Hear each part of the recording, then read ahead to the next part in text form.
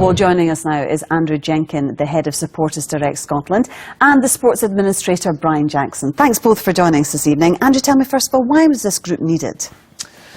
Club Development Scotland was set up to help facilitate ownership. So for clubs that were interested in transferring their ownership into community ownership, and for community sports groups that are looking to take on assets, it's really just a group that helps facilitate change and offer best practice.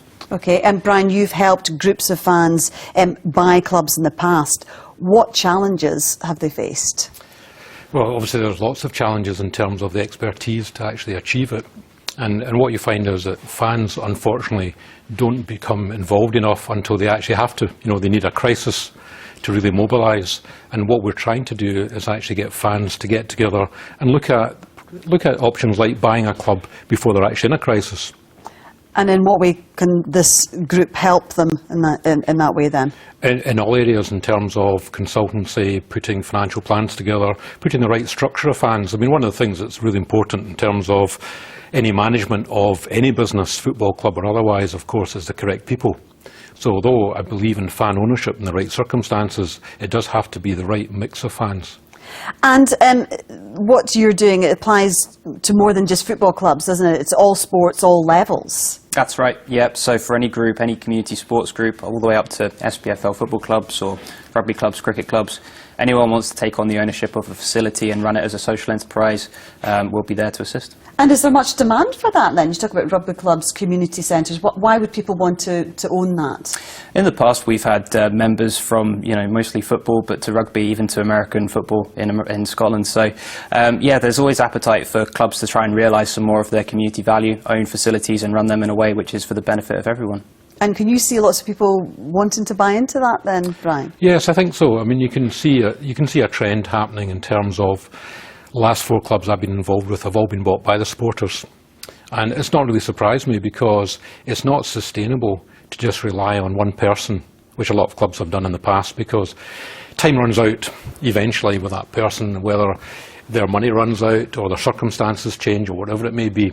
So clubs have to live within their means, and to do that it's easier to have the supporters actually in charge, because then they understand finances and they actually understand what the club can afford.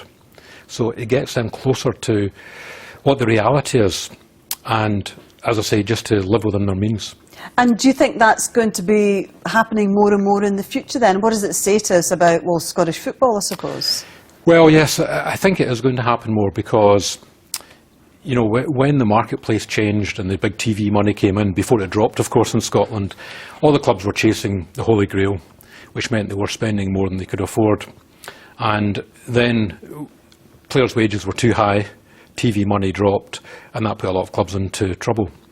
But what all clubs do have, of course, is this hardcore support. Whether it's small or large, there's always a hardcore support that's there.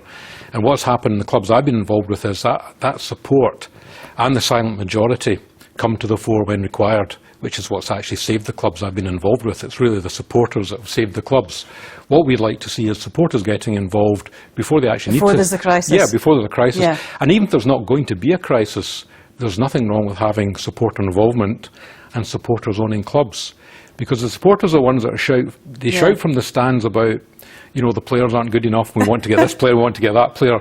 But the reality is, if they understood the finances and realised, well, we just can't afford that person, whether we'd like them, then yes. It'd be more harmonious. Sports Direct has been criticised in the past for not doing enough for fans. Do you think this is going to address that? Absolutely, yeah. I think Club Development Scotland, Supporters Direct. I think it represents a big change for us in terms of our approach to how we look at things and how we engage with clubs, and sort of being far more receptive to more models and different ways of doing things. There's no one size fits all for any club in terms of supporter involvement. So yeah, I think it's just the start of something being a bit more flexible. And how popular is fan ownership outside of Scotland then?